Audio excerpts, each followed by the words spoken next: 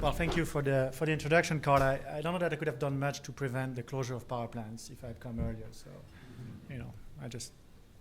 I'm actually delighted to be here. New Zealand is a market that, electricity market, that people look at very carefully outside of.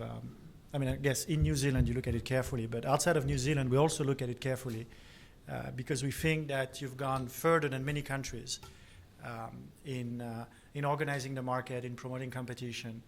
And so I'm delighted to be here and to see it firsthand and to see what happens and to really understand how it works.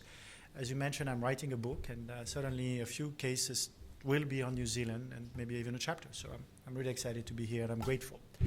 I'm going to talk to you about the security of supply.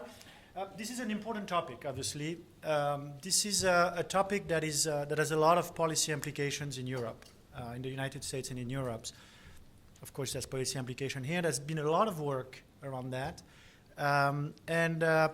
As Carl mentioned, there was a lot of work, but there was actually no analytical comparison of the different mechanisms for security of supply that was done by economists. So the paper I'm going to present, and I've stripped out the math, I just kept some of the pictures, just compares the different mechanisms. But before going there, I just want to briefly cover the simple economics of the power industry. I think the power industry is somehow a bit mystical, but it's actually, the microeconomics are very simple. And I want to just spend a few minutes on that. Then discuss with you some of the arguments we hear a lot about why governments or policymakers should intervene to ensure security of supply. The third point would be really the description of the article. When we compare those mechanisms that have been put in place, what do we see? And finally, I will conclude. I'm more than happy to take questions as I speak. I think it's often easier.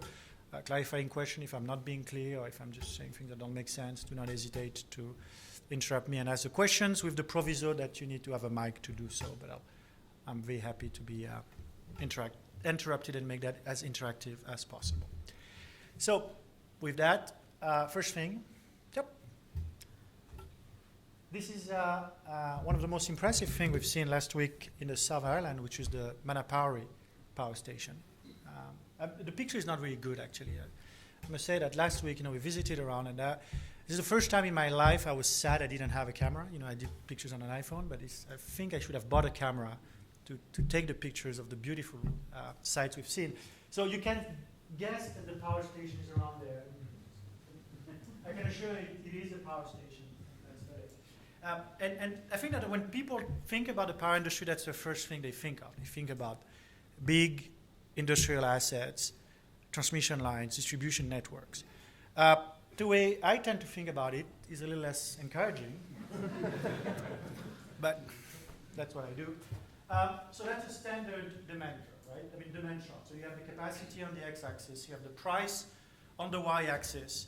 And the problem of electricity pricing is actually a reasonably new problem, and new as in it's an early 20th century problem. The problem is that you have demand, so demand is decreasing, downward sloping, as the demand for any good and services. So the higher the price of the good, the lower the quantity that people want to consume.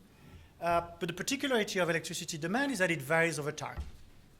So this would be, for example, I think New Zealand is a winter peaking system.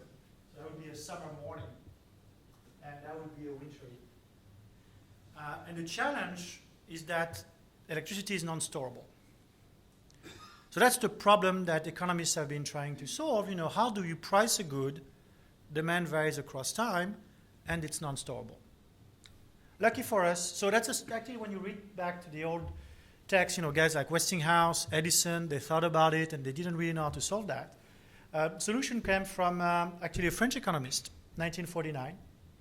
And he said, at the end of the day, you have to separate two periods. One period is when the capacity that is installed is higher than the demand. So that would be what you call off-peak. And in that case, you have more capacity, you have more megawatt than you need. So you price at a short-term variable cost. And the short-term variable cost, is essentially the fuel cost For hydro system, it's a little more complicated. It depends on your storage availability, it's so on and so forth. But by and large, it's a short-term viable cost. I've done that for a single technology to make it easier. You can do it with multiple technologies. The inside does not change. Now, when demand is equal to supply, to the installed capacity, then you have another problem. Then what happens is that the price gets set by the intersection of supply and demand. So that the demand, people would say, you know, I'm willing to buy at that price, and they are the one who are setting the price. So you see you have two very different systems. You have the off-peak where the price is very low at marginal cost, and you have the on-peak when the price is very high. That's an insight from 1949. We don't see that only in the electricity industry. We see that also in the hotel industry. That's a great example we were discussing yesterday with Brent. A hotel works like that. So a hotel at the beach, this would be the winter price. The hotel, there's more rooms that there are people willing to spend the winter at the beach. So the price is very low. It's a short-term viable cost, whatever it is that they have for the rooms. And this would be the summer price when a lot of people want to get to the hotel, so they'll just allocate the rooms to the people who want to pay. Okay? That would happen also in the airlines industry. It's the same kind of problem. And in the airline industry, it's known as yield management. So this is why you pay for your plane tickets, different prices. By the way, Air New Zealand, I've been experiencing that a bit, as a fabulous yield management system. I mean, I was on the receiving end of the yield management, so I'm not sure I was pleased about that, but actually that does work a lot, the yield management. And that's a main insight about pricing of electricity. The difference between electricity markets and other markets is the gap between the off-peak and the on-peak price. So just to give you a sense for it, before getting that, so the optimal capacity is such that you make the money, the money you make in the on-peak just covers your capital cost.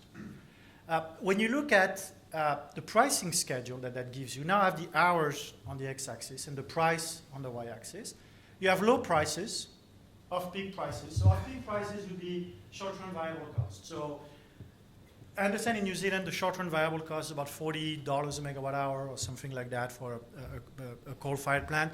In Europe, it would be a bit lower because the short-term viable cost would be closer to 20 or 30 euros a megawatt hour. And then you have the on-peak prices. And what we know is that that surface under this red curve has to cover the cost, the capital cost of a generation unit. So we know that the cost of a generation unit is about 60,000, and those are euros per megawatt. So we know that the triangle has to be around 60,000 euros per megawatt. So 60,000 euros per megawatt, you do the math the way you want. It's 60 hours at 1,000 euros. It's 6 hours at 10,000 euros per megawatt hours. So you have to cover those capital costs in those on-peak hours. The difference between electricity and other industries is those on-peak hours are very few. My hotel at the beach had about 3 months to cover its capital cost. An electricity production unit has 20 hours per year, maybe 100 hours per year max to cover the capital cost. So you have an industry where the microeconomics lead you to low off-peak prices and potentially very high on-peak prices. And that's the real difference between the power industry and any other industry. It's the difference, the ratio between the off-peak and the on-peak hours. And it matters for policymakers because it's a political issue to see the price difference. It matters for economists and regulators because when you want to do antitrust, when you want to make sure the market is competitive, you have to distinguish when you see those high price hours between what is legitimate capital cost recovery and what is potentially market manipulation. But again, this just comes out, this is what it is. This is the way the system works, and this is the way the microeconomics work, and there's nothing we can do about it. This is the economics of this industry. Any question before I move on, or everybody familiar with that, or? Now we're good? Okay. So that's the thing when you have demand that is elastic, and you can see, for example, it's an old chart. Now I'm sure I'm going to get better charts and newer charts from New Zealand. So that's an old chart from North America what you should see as a price pattern is something that's low and then choop, a big spike, and then remains low again. That's what you expect from power markets. A well-functioning power market produces a pattern of prices like that.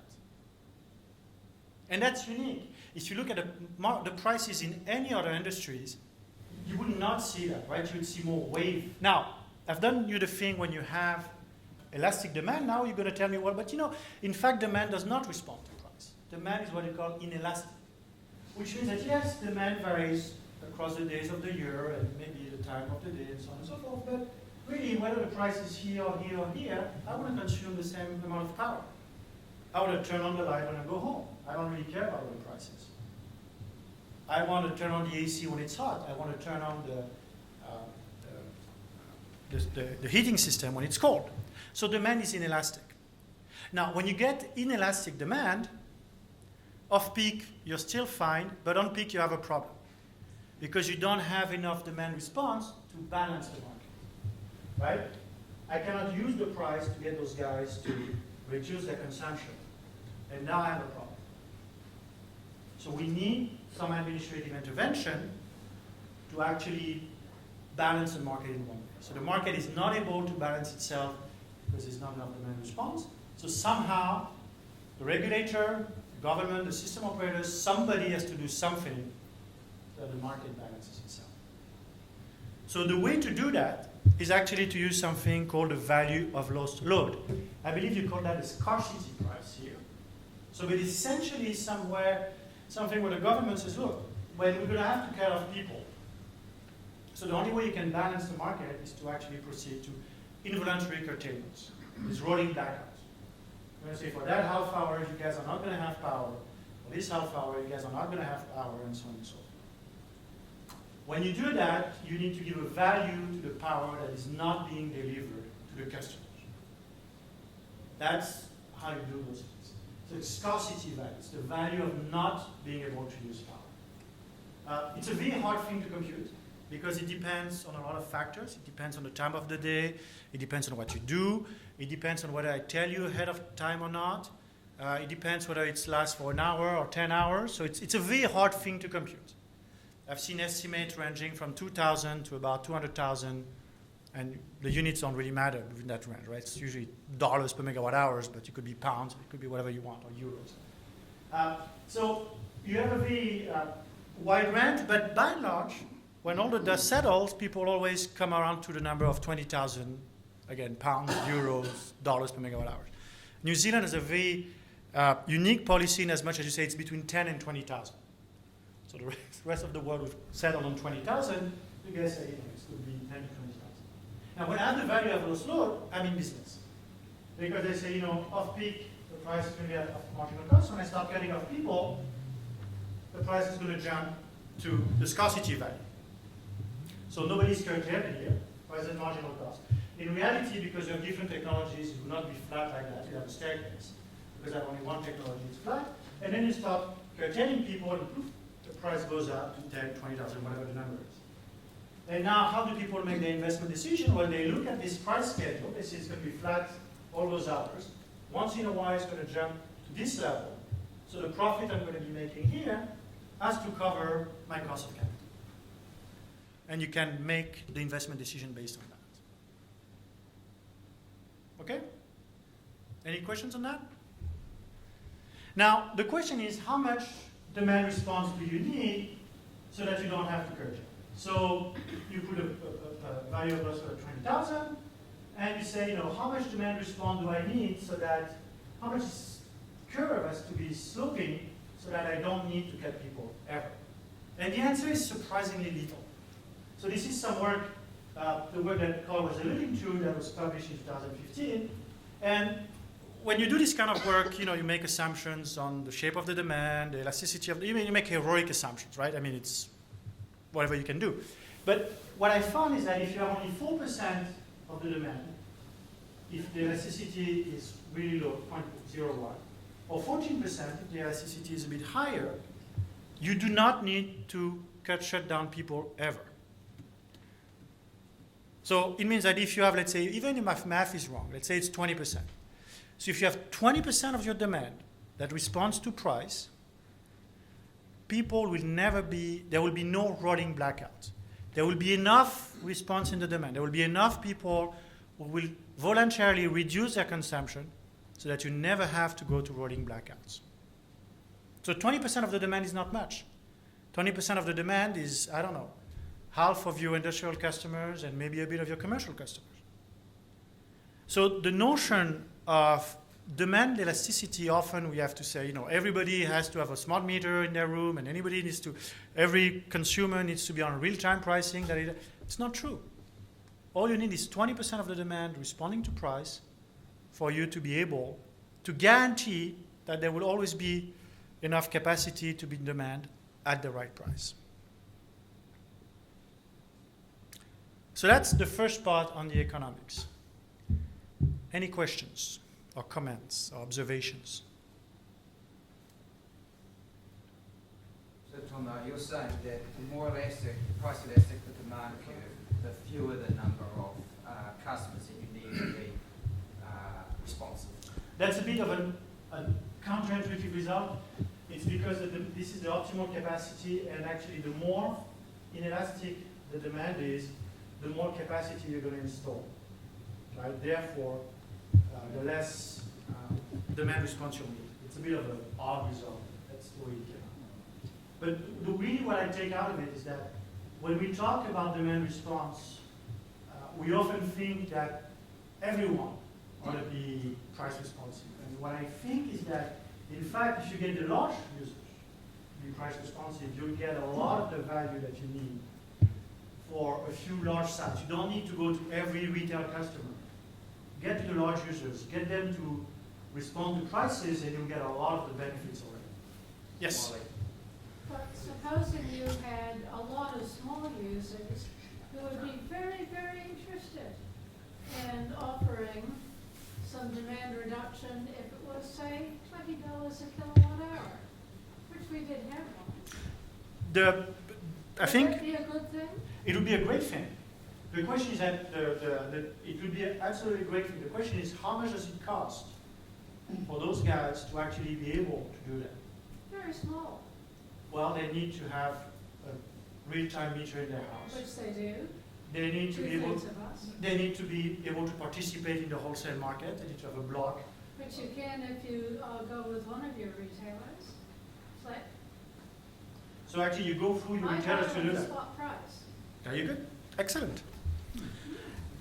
Perhaps we should keep the questions to clarification.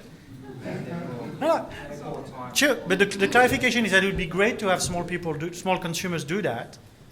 As it would be great.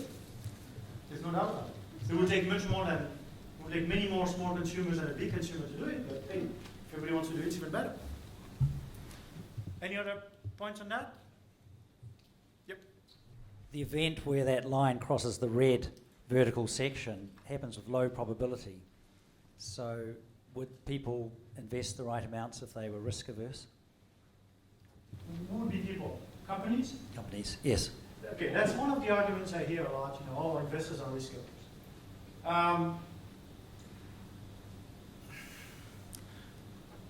And I was working in Afghan, as Carl said. Aluminum companies who put billions of dollars into assets routinely. The oil companies, they put billions of dollars into drilling holes in impossible places. People who give money to Zuckerberg to start Facebook. So I don't think we can say that investors are risk averse, but if the return is there, they will put the money.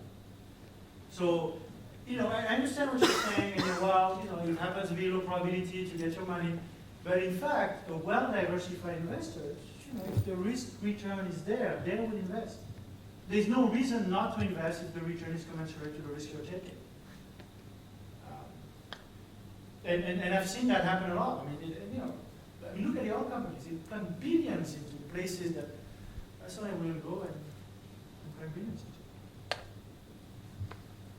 Okay, so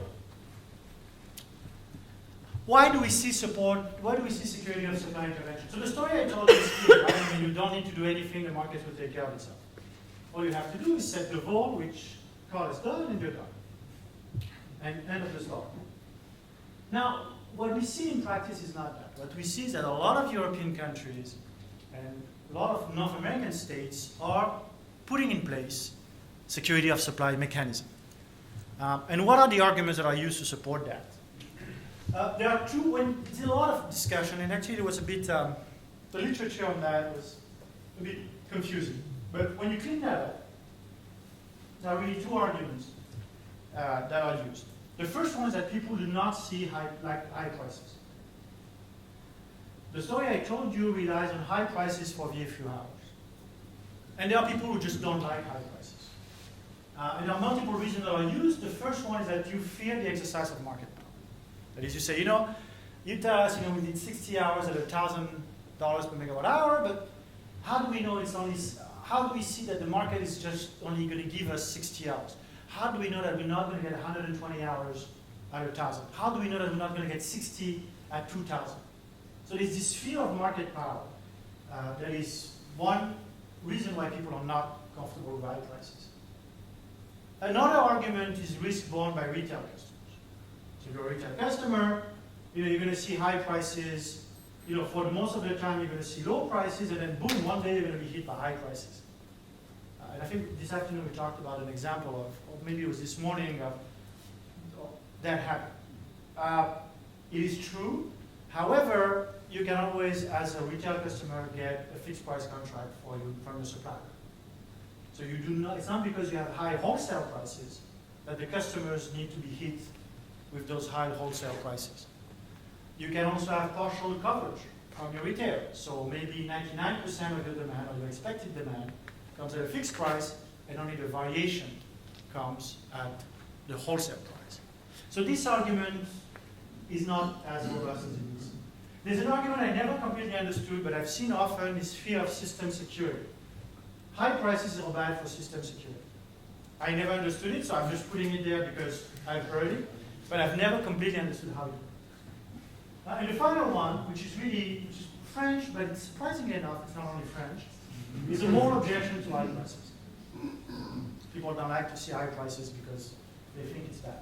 And this is one of the big challenges of economics. As an economist, you want price to reflect, to be a signal. Right? Price conveys information. If the good is very scarce, the price is going to be very high. As an economist, you're pretty cold about it. As a citizen, when I was taking my flight for Air New Zealand, the price was very high. I was not very happy about it. So it took me a while to say, it conveys a signal of scarcity, and that's the way it should be. But at the end of the day, this is a tension between economics, which is, scarce, high prices, and everyday life, which is high prices I'm not happy about. And that's the way the system works. So some people are not. One of the objections of the previous system is, well, we don't like high prices. Now, there's another thing that you hear a lot, which is, okay, there's going to be a market equilibrium, and maybe we can live with the high prices. Sometimes they're going to be high, we can live with that. But are we going to get enough? Are we going to get the same capacity that we had before as a regulated company when we have those reliability standards or this generation adequacy standard? And that's something you hear a lot in the United States and a lot in Europe. We have generation adequacy standards that have been here for many years, that have taken some time to deliver. Is the market going to be able to replicate that? And the answer to that question is no, the market will not be able to replicate that. But why would you want the market, if you wanted to keep the old standard, then you should have kept the old industrial organization, that is all structure. Right? If you move to the market, it's because you want a different equilibrium, you want a different investment pattern. So this administrative criterion that was decided in the past is no longer relevant into the new world you are moving. Okay, and I'm going to detail those things. The first point about market power, it is real. One of the first things, this is the state of California, and maybe you remember the logo of Enron. So market power is real. One of the first thing I did when I was fresh out of school, actually, when I was working for McKinsey, there's no mystery that McKinsey was a big, that Enron was a big client of the firm, and one of the first engagement I did was actually to try to understand. I was not working for him, but I was trying to figure out why the California crisis unfolded the way it went. And one of the lessons I took away from that was that if there's an opportunity for markets to be manipulated, traders, which are highly paid, highly motivated, and hardworking, will find a way to do it. So life being what it is, human nature being what it is, I mean, you may find that not nice and not good, but that's the way it is. Markets, if there's an opportunity for market manipulation, people will seize it. And we should be very clear about that, and we should not pretend that people are nice and they'll just do the right thing. They'll do the right thing for themselves. So market power is a real concern in the electricity industry. What people do usually is put a price cap. When you're concerned about market power, they say, sure, let's just cap the prices. That way we're going to solve the problem. Actually, you don't solve anything. You just reduce the problem momentarily by preventing the prices to go up, but you create a host of other problems. And the story about the United States is that after the California crisis, everybody put caps on prices, on wholesale prices, because they thought it was the right thing to do to prevent market power, because it was very quick to do, right? You say, I put a cap. 10 minutes after it's done, you just enter into the computer, you shall not exceed X. Done. It's a bit more complicated than that, but it's really quick. But that just doesn't solve the problem. It just creates even more problems than that. The right solution is competition. If you're not happy with the structure of the market, bring more competition. Break incumbent. I think you've done that with one of the power plants that was moved from one power producer to the other. In the UK at the beginning, they had only a duopoly, they had only National Power and PowerGen. After 3 years, they realized that they had not enough competition and they broke those companies. So the first answer to a concern about market power is competition. The second answer is monitoring. Just look at the way the market behaves and identify whatever signal you have that the market is not behaving in a competitive fashion. Now, in most industries, it's pretty straightforward. When the price is twice above what it ought to be, we can just say, oh, something is happening. In the power industry, I told you the price could be 50 times above, the on-peak price could be 50 times above the off-peak price. So it's a little more complicated to detect exercise of market power. You have to be a little more careful about it and run correlations and do all good stuff. But that can be done. And the last thing you need to do is enforce. Somebody has been found exercising market power, just put them in jail. Right? I mean, this is what it is. Or penalties, but at least I know jail. And this is the right answer, but it's long. Price caps, you do them in 10 minutes. This is a long-term thing. Competition, entry takes time. Monitoring takes time. Enforcement takes time and political capital. So I think market power is a real reason. It's a real concern. I don't think it justifies entering into the long-term arrangements and creating mechanisms for security of supply. Any clarification question on this thing? No? Okay. Excuse me. Sure. Isn't the 20,000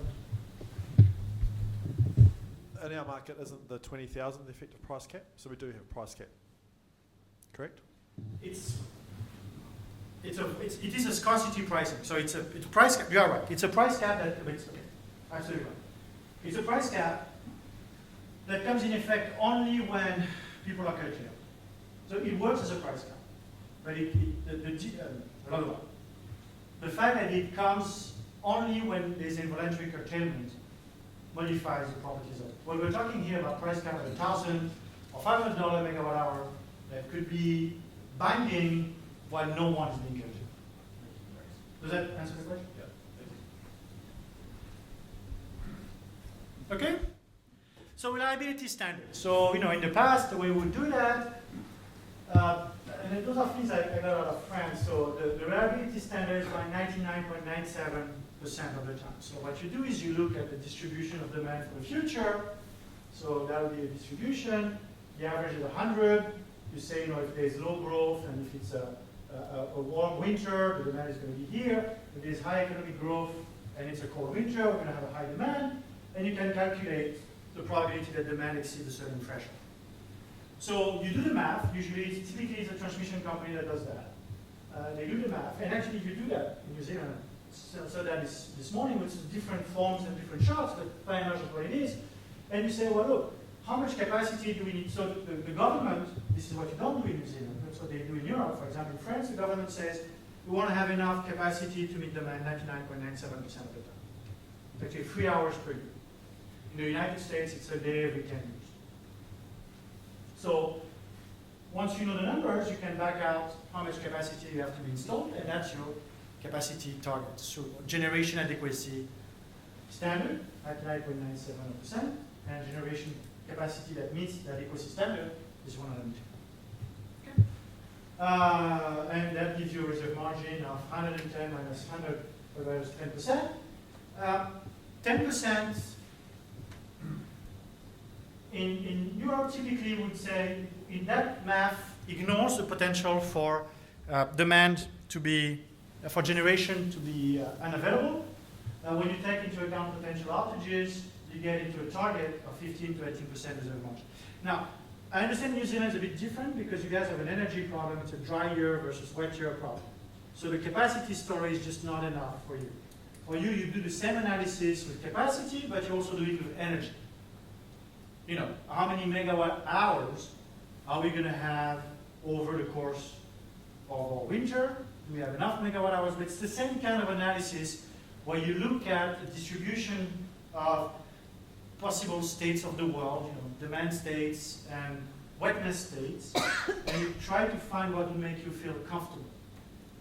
In the rest of the world, where we don't have such a hydro system or a system that's so dependent on hydrology, where we have mostly nuclear or thermal power plants, we do the analysis only on capacity. But that gives you a target.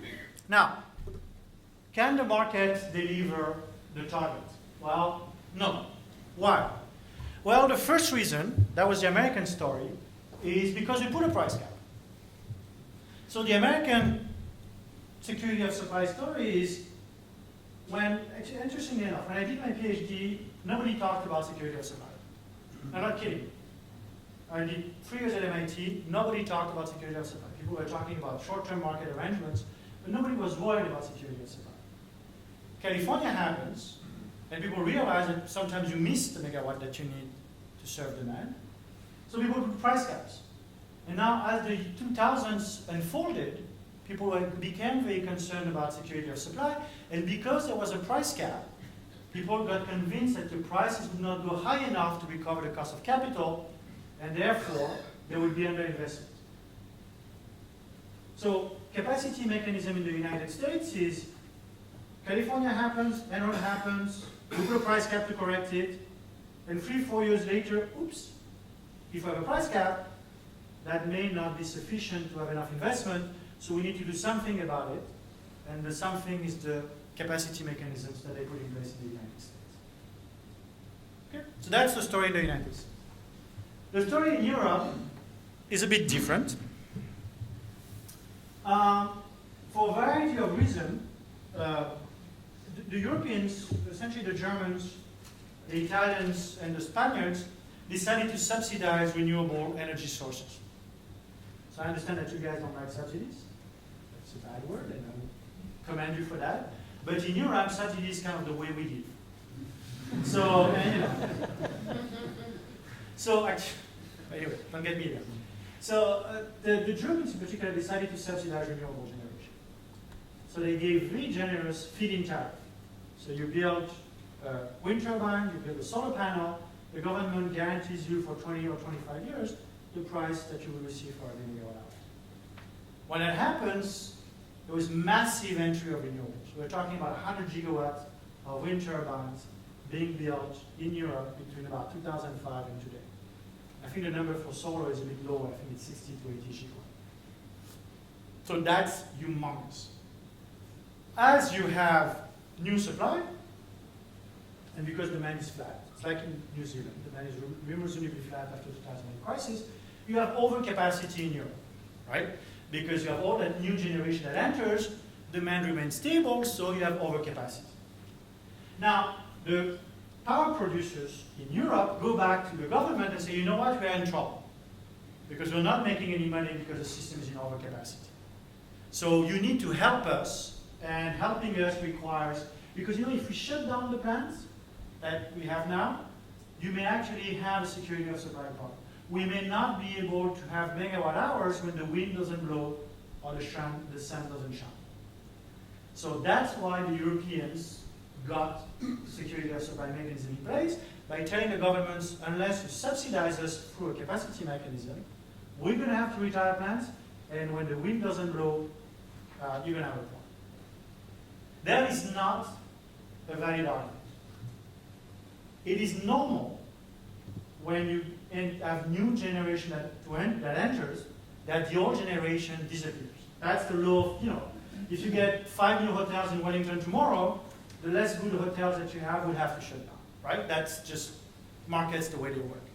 You could debate whether it was very wise to finance out of taxpayers' money all those new renewables, but that's a separate debate, right? It's just, we've decided to do it, right or wrong, we decided to do it. Now that we've said that, losing existing generators, shutting down existing generators is a natural outcome. That's actually what we wanted to do. We wanted to replace all generators by new generators. So that's what we should see. Okay? The problem might be, and I don't think it's a big problem in Europe, it's a problem of flexibility. It's a ramp up, ramp down time. If you have only nuclear and wind, you're going to have a hard time ramping up and down the plants. That is, you're going to have a hard time between 3 o'clock in the afternoon and 7 o'clock in the afternoon when demand goes up for residential usage, because you won't have enough flexibility in the market. So that's what could be a potential problem. But the argument that renewables pushing out conventional generation, hence creating a risk, is not valid. What else do we have?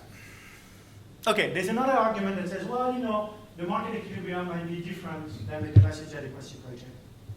And that could very well be the case. To that, my answer would be, well, then economics is always right. The other criteria was wrong. Okay, I understand there was a criteria that was here, that everybody likes a very nice round number of 3 hours per year on average of outages, but if the math tells you it should not be 3 hours, it should be 4 or 5 hours, that's what economics tells you. And I understand actually that the way you do it in New Zealand, the margins that you produce is actually an economic margin. It's not based on some administrative or engineering standards. What I understand is that it corresponds to the economic level. Boom bust cycles. Oh, that's another big one. And actually, I feel a bit guilty about that because I use that a lot with the French, and they take it in afterwards. So every industry, every commodity industry known to man is subject to boom bust cycles. So people invest massively. When they invest massively, the price goes down. When the price goes down, they just start to have to shut down power, or shut down units. And then because they shut down units and demand continues to grow, the price goes up. And when the price goes up, they invest massively. The best example of a boom bust cycle is the oil industry. The price of oil was, I believe, about $200 a barrel 18 or 24 months ago. Now it's at about $46 a barrel. And it actually went down, I think, all the way to 30. So that's a boom bust cycle. The industry I was working for before, the aluminum industry, you have boom bust cycle all the time. The price of aluminum goes from anywhere between $1,000 a ton to $2,400 a ton. It's a boom bust cycle. So people say, well, sometimes we're going to have overcapacity in the power industry, sometimes we're going to have undercapacity, it's not good, da da da da. Well, it is and it is not. What we have seen in Europe, when there's massive overcapacity, is that in fact, people are very reluctant to retire assets. That is, once you build a power plant, it's not running, but unless you're losing a lot of money every day in keeping it under, I think the word in English is cocooning. That is, you just don't retire it, but you just, freeze it somehow. Mothballing, yeah. Cocooning is not exactly the same. So what people would do is they would mothball power plants, right? And instead of closing them down. So even when the prices is low, it's not like the capacity goes away. The capacity is just there, staying there, it's mothballed, hoping for better prices in a better future. Now, if it's really, really, really bad and you lose so much money, even mothballing, people are going to shut down power plants.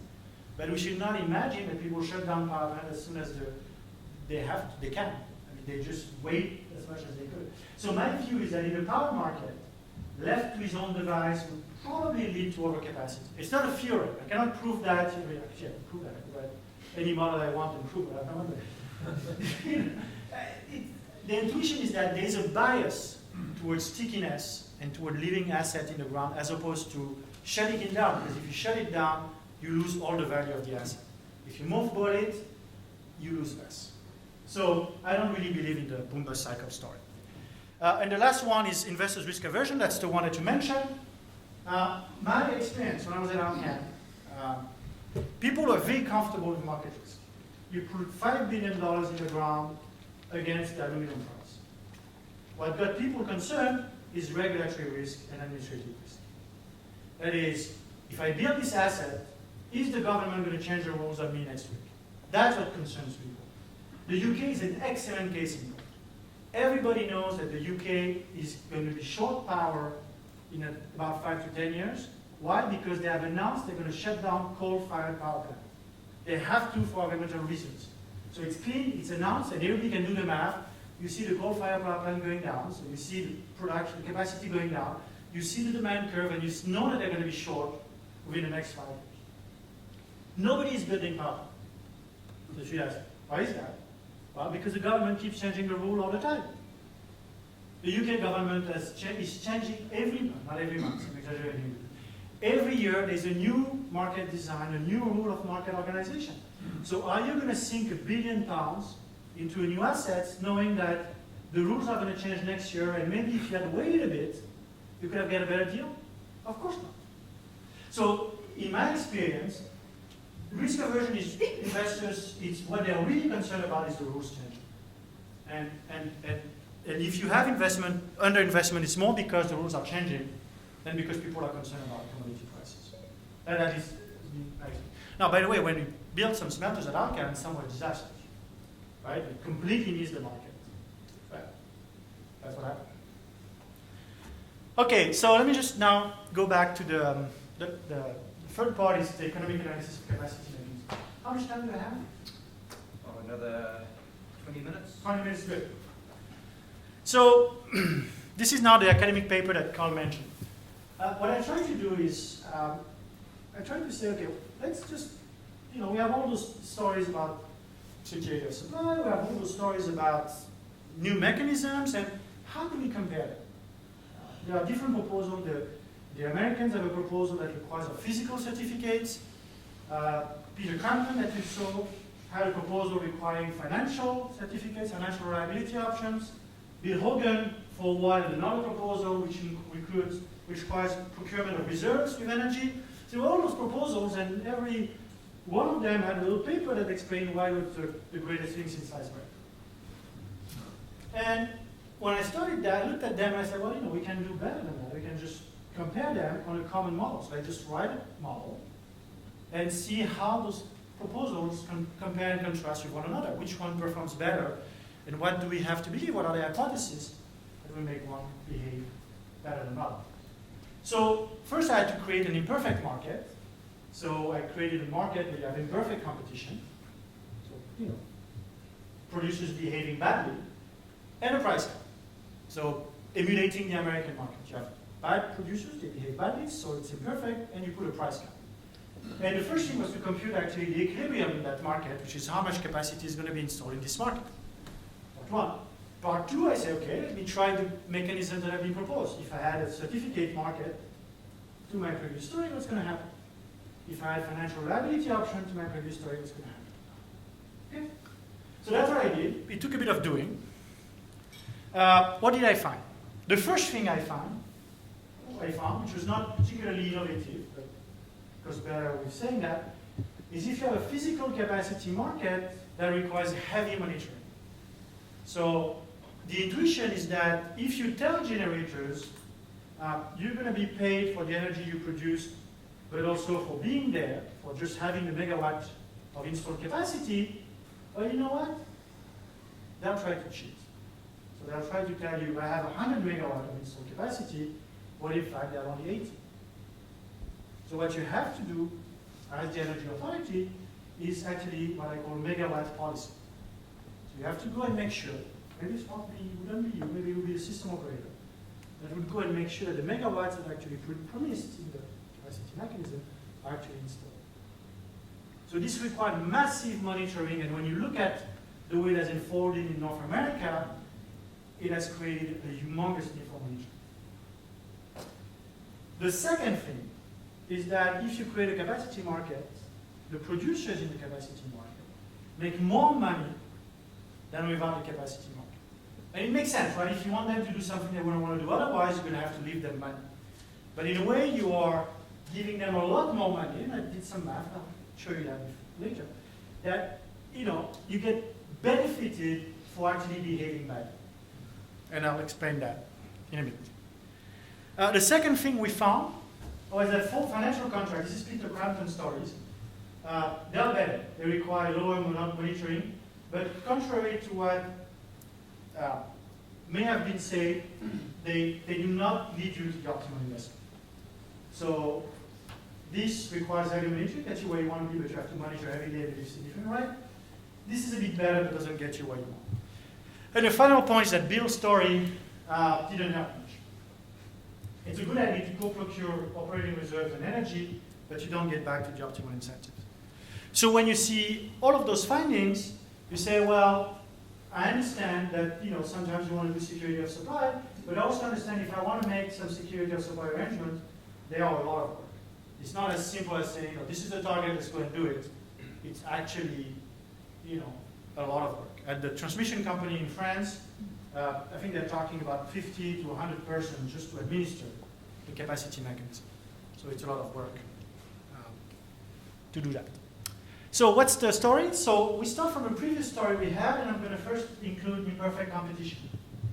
So that's a model that's due to a guy called Cournot, Antoine-Augustin Cournot, 1848. And he says, if you have a perfect competition, the price is going to be at the marginal cost. If you have imperfect competition, the producers are going to recognize that if they produce a bit more, they're going to actually reduce the price they're going to receive. So they're going to produce a bit less than otherwise because they want to get their marginal revenue equal to their cost. So for every demand schedule, the price will be that will produce this quantity, the price will be that, and therefore you have a price schedule like that. So the first part of the model is to say off-peak, people are not going to price at marginal cost, they're going to price above marginal cost. Now, the capacity level is going to follow the same logic. Instead of looking at demand intersection with capacity, they're going to look at marginal revenue intersection with capacity, so they're going to invest less. So I understand that Cournot is a bit hard at 5 o'clock like that. The only thing you need to see is that what they will do in equilibrium is lower than the optimum. Because they realize that if they install more capacity, they will make less money, and therefore they want to withdraw a bit capacity so that they make more. That's the only thing that really matters. And then we see the profit function for those guys. So on the x-axis, it's the capacity, on the y-axis, it's the profit. So the profit function is increasing, then there's a maximum, and you get what they do. And it's lower than what we'd like them to do. And the reason it's lower is that they make more money here than they would make there. Okay? So they are really happy. That's what they do. They maximize their profits. You drag them to be here, but they won't go here because if they go here, they make less money. Now, this is the equilibrium of the game. So I've sold my thing for the first story. I said, what would be the equilibrium of the game? That would be heat. And you would see producers producing here, investing here. Now, this is what they do in New England. So a capacity mechanism is 3 to 5 years, depending what you do. Is the system operator runs an auction for capacity certificates. So you run the auction, you can trade off the certificates, and then you pay the market and you receive the capacity payments. So essentially what I did is I added a new stage to my little game. I set a stage where you run the auction, and then everything is as before. So what do we see as a result? So when you do that, the first result is that you need the megawatt produce. The second result is that you leave them with very high profits. So let's see why we have the megawatt police. I talked about it. By the way, this is true. In the US, when they started the capacity mechanisms, they say, we're going to deliver the certificate. So you're going to be awarded capacity certificates based on your historical production. So if you were available 98% of the time, you're going to receive 98% of the capacity as certificates. But nobody initially thought that your past availability would not be a good predictor of your future ability. So there was a series of instances where the system operator called on the capacity that was committed in the capacity market, and the capacity was not available. So then they say, oh, that cannot be true, it cannot work like that, so we need to create a mechanism whereby if you commit 100 megawatt in the capacity market, you have to be present when we call you. So that led to a long discussion about what does it mean to be present. Do I have to be present 8,760 hours of the year? Do I have to be present 100 hours of the year? So what does it mean to have a capacity certificate? Is it on peak hours? We define on peak hours. And do I have to be present 100% of the times? In those hours that I give you? Or do I get a safe harbor at 97% of the time, or 95% of the time?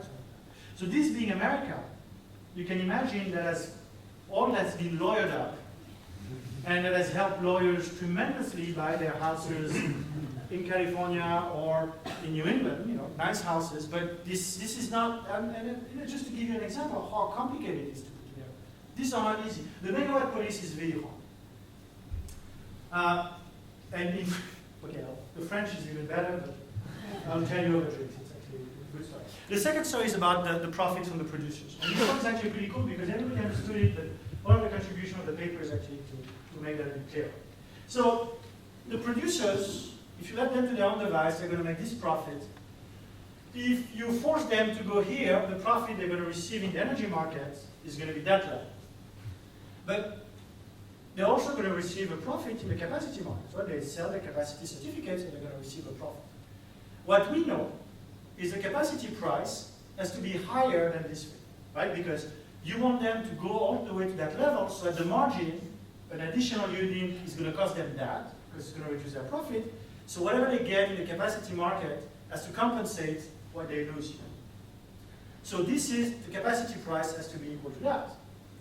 And you're going to receive the capacity price on the entire capacity you install. So yes, you lose in the energy market because the prices are lower. This one is lower than that one, but you gain in the capacity market. And what you gain in the capacity market is much higher. You can prove that it's always much higher than what you lose in the energy market. So this is a case where you have generators behaving badly.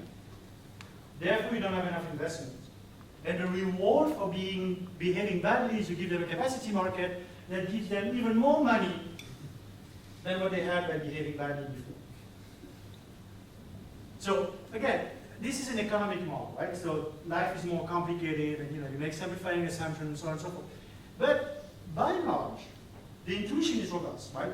You want people to do stuff they don't want to do naturally. You have to pay them. Otherwise, they will never do it if you don't pay them enough. So if you believe that you have a problem of imperfect competition, putting a price cap and a capacity market is the wrong answer.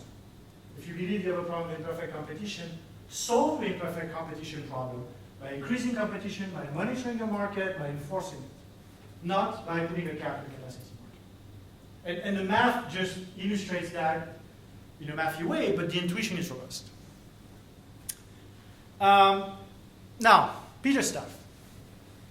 So Peter Crampton, which you have seen before, says, well, the problem is those physical contracts are not good. So let's replace that by financial contracts. So Peter's story is, we're going to have, and we're going to go to the next result. Peter's story said, we're going to have generators actually sell a call option to the market. So if I have a generator, I will have to sell into the market, sell to the users, potentially through the system operator, sell to the users a cap, an insurance on prices. So let's say we agree on a strike price of $300 per megawatt hour, if the price of power is lower than 300, the spot price is lower than 300, nothing happens. If the price of power is higher than 300, I pay to the consumers the difference between the spot price and the 300. Right? So I'm liable as a producer for the difference between the spot price minus the strike price times whatever volume has been consumed. Okay?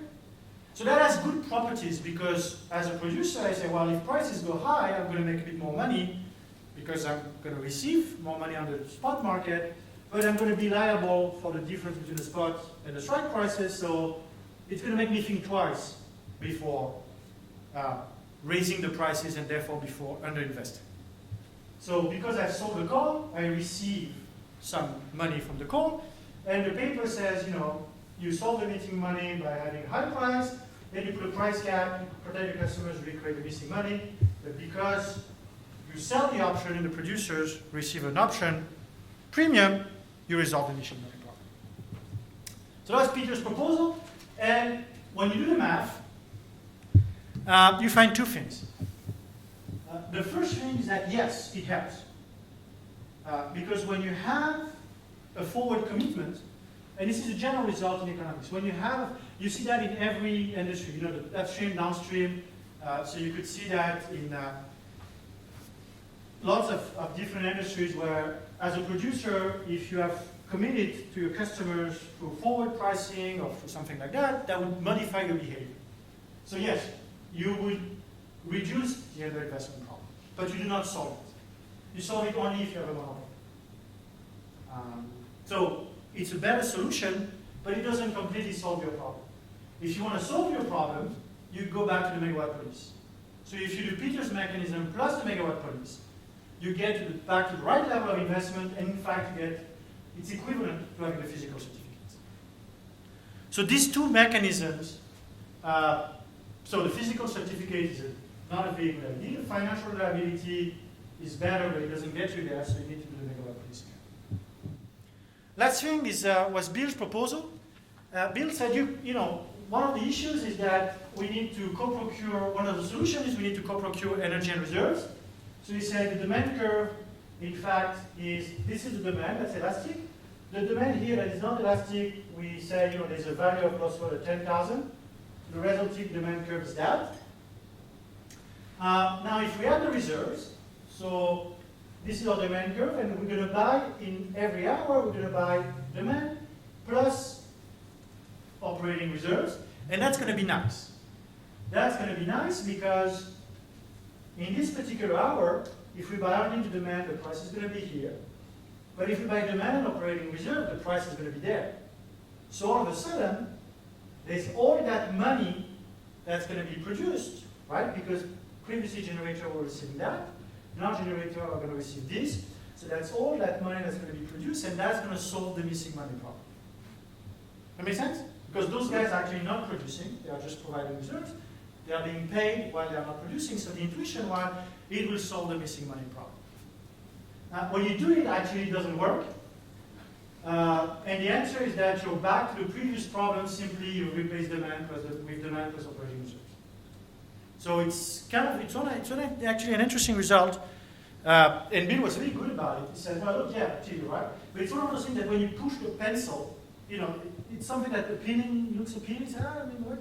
When you start actually writing down the equation, you realize it doesn't work. And it doesn't work because you've not changed anything. You just increase the demand by a factor that is the operating reserve. So if you had underinvestment in the demand before, you're going to have underinvestment with demand plus operating reserve afterwards. Okay? So that's for the academic part of the comparison. So why do we conclude for that? I have 5 minutes for conclusion? 5 minutes, sorry. I'll be short, I have only 3 minutes. So you have the choice between two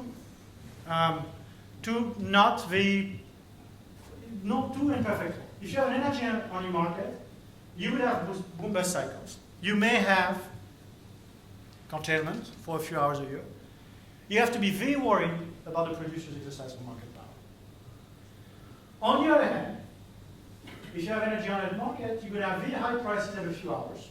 So that would be good because it will force people it will create the right incentive for operational excellence and for demand response. And by doing that, you would mitigate those risks, because the more demand response you have, the less risk of force containment, the less risk of market powers. So the energy-only market is actually a stabilizing dynamic, because you have risk, but the risk creates their own counterweight, and therefore that's stable. If you go for security of supply intervention, you're going to get what you want in terms of installed capacity, but what you would see is you're going to have to a race between producers to receive the subsidies as the mechanisms are being designed. You would see weakened price signal, so there will be weakened incentive. You would see a lot of political and administrative discretion in the rule setting. So there will be high regulatory risk for investors. That's what we see in the UK. When I wrote that, it was before the UK, but it's exactly what we see. And those are very unstable dynamics. So, okay, you could do that to get what you want in terms of the benefit would be you get the target you want, but you get a lot of costs in terms of regulatory intervention, unstable environment, and so on and so forth. So what are the next challenges for the economic industry? I think that there are 3 points I want to leave you with. The first one is real-time pricing. Real-time pricing is something that generates more surplus than anything else, and yet we don't see it. So the question is, how do we progressively move to a world into where real-time pricing? So if you want to do real-time pricing at your home, that's great. I think we should all do that. And the question is, how can we facilitate that as policymakers, regulatory agencies, and so on and so forth. The second is, of course, to continue to monitor the exercise of market power, which I think is a real threat, and that we should not get complacent. The third thing about policy making is to refrain from stepping on the slippery slope of market intervention. Now, one of the things we've seen in the UK, France is an example. France is a bad example because markets do not really exist in France. Right? It's just a government-run country. So it's not a good example because there was never really a market. In the UK, they had a market in the 1990s, and progressively there have been more and more intervention in the market. And for the last 10 years, they have added and piled more and more intervention. Because once you start doing something, it's yours. So if you're the government and you start arranging the market or controlling the market, it becomes your problem. If it doesn't work the way you want, you have to do something else. Great example, capacity mechanisms in the United Kingdom. They ran a first auction, they're not very happy with the result. They ran a second auction, and they realized that the winners were diesel generators. Like diesel generator, which has the worst possible environmental track record you can imagine. And so what do? The Financial Times says, we're going to give £580 million to diesel generators. So the governments are saying, ooh, that's not good. So they change the rules. Right? I mean, literally they change the rules. The minister goes on TV and says, well, the rules, this, that. You change the rule. So now they've changed the rule. I'm pretty sure that diesel generators are not going to win the next auction. Somebody else wins. They will not like the outcome, and they will have to change the rules again. So one of the big challenges for policymakers is to say, look, markets are not perfect. Bad stuff happens sometimes in market. But do we really want to manage the market, and do we believe that the cost of potential failure if we manage the market is lower than the cost of market intervention? So that's it, and we are back to where we started. Thank you very much. Thank you very much. That was a great talk. Thank you. Your 3 mechanisms, Yes. if you had perfect competition, would be equivalent for recovering the missing money? If you had, okay, now the question, if you had perfect competition, why would you put a price cap, and why would you have missing money? If you have perfect competition, why would you have a bottom? Well, if you had an elastic demand, for example, you. Okay, so if you had that,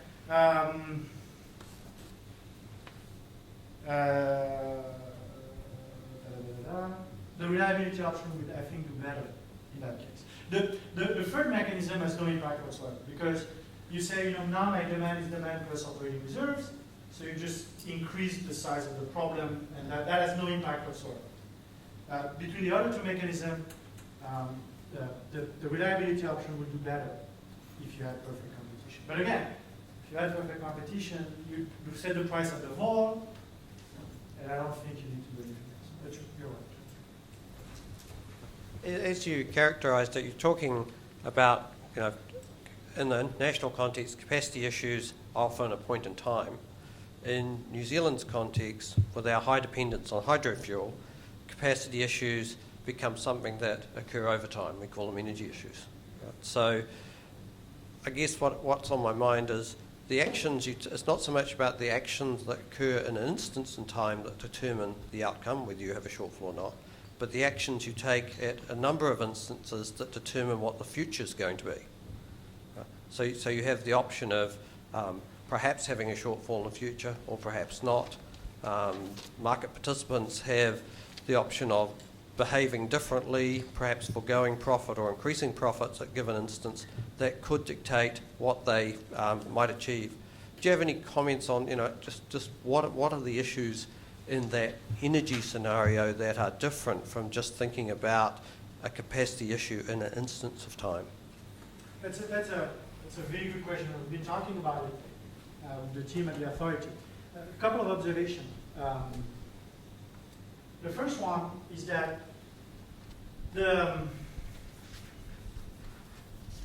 when you have hydro, the problem is slightly different because because essentially the short-term viable cost of hydro is the opportunity cost of using the water now versus tomorrow. That's constrained by your physical flexibility. Is it 1 week, 2 weeks, 2 years, as it could be normal? And the problem is a bit more complicated because the opportunity cost of hydro is in of itself dependent on what you do today. So the math is a bit more complicated, but the intuition is the same. So yes, you have the mathematical formulation will be different. It will be harder, but I don't think the basic intuition about market power and you using your market power, I don't think that the intuition will be very different. So that's the first observation. Second observation, the problem you have here, and it's not completely true what I'm going to say, but I'm just going to try to simplify. The problem I've described is, you're going to build a power plant that's going to run 6 hours or 10 hours or 20 hours a year when the price is very high, or maybe 100 hours a year when the price is very high. So if you have bad luck and you have a warm winter in Europe, well, your plant is not going to be running. But you're going to make this investment decision against the probability of having a cold winter, and that will result in your plant running for 100 hours a year. If I understand correctly, the problem in New Zealand, you're going to build a thermal plant that's going to run 1 every 5 winters. Or 1 every 10, I don't know exactly the numbers, but it's the same problem you're facing, that if you have 10 high hydro years in a row, you're not going to be running. If you have a low hydro years, maybe that year you're going to be running 2,000 hours. But again, I'm not sure about the numbers, but I'm just saying the logic is about the same, whether it's a pure capacity issue of 50, 100 hours a year, or whether it's an energy issue for a year every 5 or 10 years. Now, the math will be different, but it feels like it's the same kind of problem that you're facing. One is a short-term risk of every year, cold or high, and the other is a more risk of 1 wet year versus, or 1 dry year versus. So I don't think the intuition will be very, very different. Having said that, the detail of the mechanism might be, and could certainly be different. All right, fantastic. I'll wrap that up there. We have got opportunity for you to engage further with Professor Léautier outside the room. Look, I just wanted to thank you for superb analysis. It's great the real world insight that comes through. He's not just an academic professor, he's actually a professor of management, done some real world stuff, and I think we're all benefiting from that enormously today. But also the passion and the insights, very insightful, but the passionate way that you told your story effectively, your insights from your observations and your mathematical abilities to really drive home some new results. So thank you very much for that. Really appreciate it, and please express your thanks again.